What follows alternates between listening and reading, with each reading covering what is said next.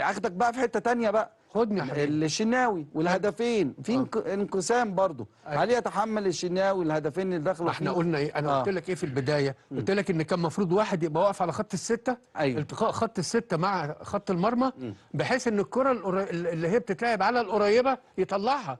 ما كانش في حد واقف. طيب الشناوي نزل ستوري او نزل صوره الكره بتاع الهدف الثاني، الكره بتاعت الهدف الثاني ان هي الراجل كعبه في ايده. لا بس انا هقول لك على حاجه. هي كعبه في ايده بس ما لمسهوش. أيوة. لا لمس، ما لمس. لا يعني اسمعني بس يا شريف عبد المنعم فعلا خد باله. انا مش بتكلم على سيبك من ده كله. حلو. انا بتكلم ان الشناوي يوصل لمرحله اللي ينزل صوره وهو بيقول ان بيدافع عن نفسه. ليه؟ ما هو بيدافع عن نفسه عشان الانتقادات اللي حصلت عليه. ليه؟ بس في الكوره دي هو حارس مرمى منتخب مصر الاول، عمل انقاذ زي المباراه بتاعت بنين برضه. بالظبط. ايوه عمل فيها يعني. اخطأ الشناوي بما فعله اليوم بهذه الصوره. اخطأ الشناوي. انت راجل في بطوله يا شناوي ومركز في البطوله، خليك في البطوله. انت راجل من كباتن مصر، تنزل مبررات للهدف اللي دخل فيك اثناء البطوله؟ انا دي ما اعرفهاش، ما شفتهاش. خطأ كبير جدا جدا جدا من الشناوي. انت حارس كبير، المفروض انت كده بتهز ثقتك بنفسك. محدش يقول لك الكلام ده الا اللي بيحبك، وانت عارف ان انا بعزك وبحبك قد ايه. ان انت بطوله شغاله، عارف لو البطوله انتهت، لو ماتش وخلص يا كابتن، ما تردش. لا لو ماتش خلص خلاص بنزل ان في مشكله، لكن لسه في ماتش تاني وفي ان شاء الله تالت. اقول لك على حاجه؟ اتفضل. انا ما شفتش الكلام ده. ما شفتش الكلام ده ايه؟ اللي هو الستوري اللي نزله. لا منزل صوره ورجل انا ما شفتها. المدافع ولا المهاجم. لو انا شفتها كنت هتكلم. ما ينفعش. بس انا بقول لك ان هو انت بتقول لي منزل ستوري كده، بقول لك بيدافع عن نفسه. ما ينفعش لكن اثناء انا متفق معاك. طبعا انه غلطان. لا غلطان. يعني اثناء البطوله ودافع عن نفسي. لا انا هو لو كل واحد في الفرقه كابتن غلط وطلع على السوشيال ميديا يدافع عن نفسه، يبقى مش هيبقى فيه تركيز. وهو نجاح الفرقه في الفتره اللي فاتت دي ان هم باعدين نفسهم خالص عن اي حاجه، وخصوصا ان هو واخد مان اوف ذا ماتش في مباراه جنوب افريقيا. يعني انت كده ايه الرساله اللي انت بتوصلها بالصوره دي؟ ان انت الانتقادات وصلت ليك، اثرت فيك، وانت بتدافع. مش عايز اقول لا، انت اكيد واثق في نفسك. بلاش تقول. يعني اكيد انت واثق في نفسك، انما الستوري ده علامات استفهام كبيره جدا اثناء البطوله واثناء الماتش، وداخلين على ماتش امام السنغال، والسنغال انت لعبتها كتير وهم عارفينك كويس، وتنزل الستوري زي ده. خطأ كبير جدا جدا جدا من محمد الشناوي. والله يا كابتن جمال انا بصراحه هو بيدافع عن نفسه. انا كل الناس كلها انتقدته، فبيقولوا يا جماعه انا اتدربت بالاستاذات في ايدي، فهو قصده ان هو اتضرب في ايده. انا معاك 100%. هو بص يا مهيب، في النهايه في نهايه البطوله ينزلها، انما واضح ان هو كان مشدود جدا ومضغوط جدا جدا. واضح ان شايلته. او حاجه ثانيه يا كابتن جمال، ممكن كابتن سعفان الصغير ممكن هو اللي يطلع يشرح حاجه زي دي. صح. مش الشناوي. يعني الشناوي يبقى بعيد. اللعيب يا كابتن في توقيت زي ده، في بطوله زي انت داخل على مباراه قويه جدا ليها حسابات تانية خالص غير اللي فاتت. انا معاك. ابعد نفسك. البطوله صح. ابعد نفسك خالص انت. على فكره انت من كباتن الفرقه، فما ينفعش توصل للعيبه ان انت اي حد فيكم هيغلط انت لازم تطلع تدافع. لا ما فيش كده.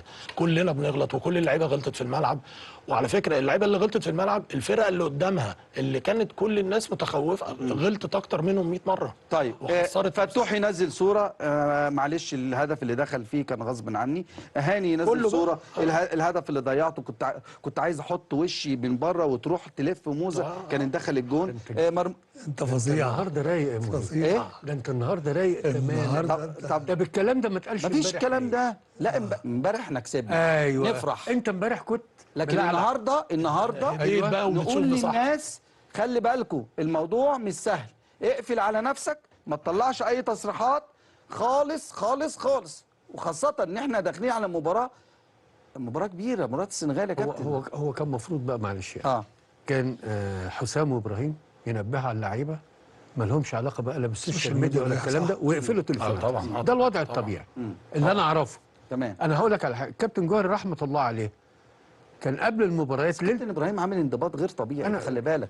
هو اكيد دي يعني ايه، حصل ضغط من الشناوي. انا عارف انا بقول لك ايه، في نجاح بره الملعب، يعني حصل نجاح مضغوط. الله يرحمه الكابتن محمود الجوهري، الله يرحمه، خلاص، كان بياخد مننا الريموت بتاع التلفزيون ليله المباراه، بيشيل سلك التليفون، بيشيل سلك التليفون. ما شاء الله انتوا 3 اولاده. ما شاء الله. خلاص.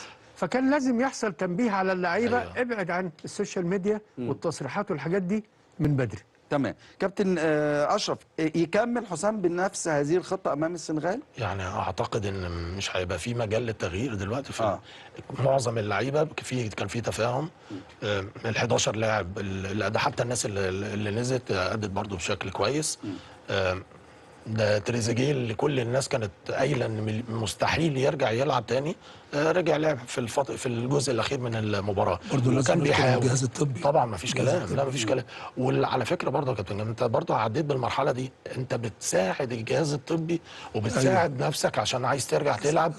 دي بقى اللي انا لسه كنت بقول على كلام كابتن مهيب، ان في نجاح اداري بره الملعب. ايوه، ابراهيم حسن عامل التزام، عامل حاله حب ما بين اللعيبه كلها بينها وبين بعض، مين يلعب ومين ما يلعبش. انا شفت ده بعد نهايه الماتش، الحاله الفرحه اللي كل الناس دي، كل اللعيبه اللي بيلعب واللي ما بيلعبش، يمكن اللي ما بيلعبش فرحان اكتر من اللي بيلعب كمان.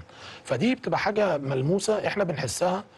ممكن الناس تقول لك يعني هم فرحانين بقى وخلاص عشان احنا كنا ممكن نتغلب من كوت ديفوار. ماشي، طب ما كنا ممكن نتغلب من كوت ديفوار، وكل في 90% من الناس كلها كانت بتقول ان احنا نتغلب من كوت ديفوار. هو ليه احنا ما عدا احنا؟ والله احنا انا شخصيا انا قبل المباراه قلنا ان احنا هنتغلب. لا، انا عندنا ثقه كبيره في منتخب مصر، لكن بناخد كل ماتش بالظبط كده، لا بحذر. ان احنا نبقى محترمين خطوه، لان الفرق اللي بنقابلها زي كوت ديفوار فرقه قويه جدا يا جماعه. ده يعني الفرقه فرقه عندها مهارات ولعيبه. والراجل اللي كان بيلعبنا دياموندين امبارح ده راجل عنده 19 سنه، يعني انطلاقاته الحمد لله ما عملش حاجه برضه. يعني هو الكره الثابته اللي اتعملت بتاعت الجول الاول بس بالزبط. لكن ديالو ده من احسن اللعيبه اللي موجودين، هو ما عملش حاجه برضه. لا خالص. عشان كده انا بقول لك فتوح نجح ان هو يوقفه. فالمجموعه اللعيبه كلها يا كابتن مهيب، لا حسام لازم يعني من وجهه نظرنا طبعا ده حاجه ترجع لحسام، يبتدي بنفس المجموعه اللي لعبت.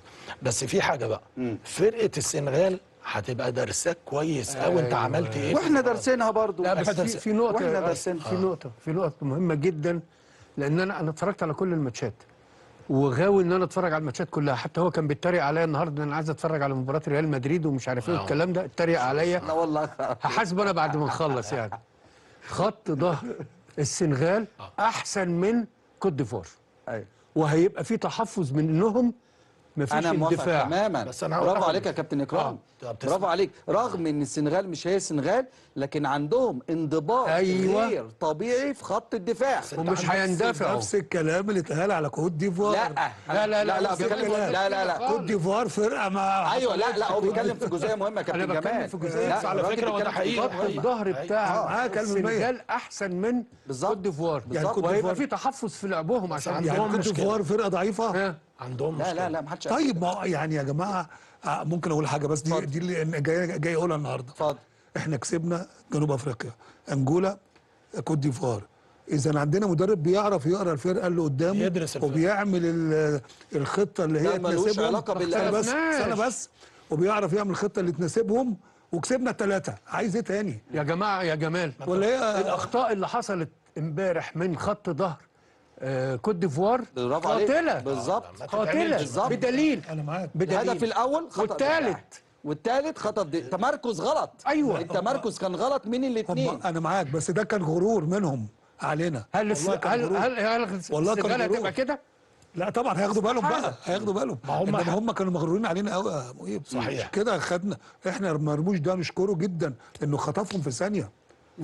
خلي بالك برضو من ايجابيات مباراه امبارح، واللي المفروض تبقى بقى خلاص يعني قاموس عندي بقى، ان انت لما جبت هدف مبكر سهلت الدنيا على نفسك، بقيت انت اللي راكب الجيم. صح. الكلام ده حصل على فكره في مباراه بنين. لو كان جه الهدف بتاع امام عاشور من مرموش في مرموش هي كان فتح نفس اللاعب لكن انت دلوقتي قدامك تجربه قويه جدا.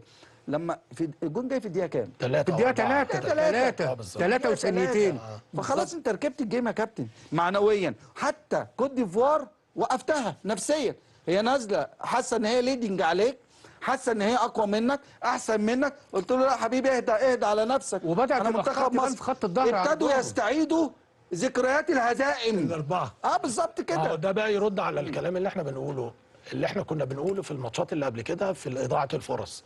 فانت في فرصه ممكن تجي لك تفتح لك تخلص الماتش بالظبط كده. فمرموش اتعلم من الدرس بتاعت الكره اللي برافو بعد عليك يا كابتن. فهو اللقطه دي فتحت لنا الماتش خالص. طيب خليتهم يهاجموا، بقى في مساحات كتير جدا تقدر تلعب فيها. انا مستغرب من خط الظهر بتاعهم امبارح. انا بشكر كابتن اكرامي بجد، لان ادانا بهدوء كده وبعقلانيه كبيره جدا معلومه مهمه جدا، ان خط دفاع السنغال ليس هو خط دفاع كوت ديفوار.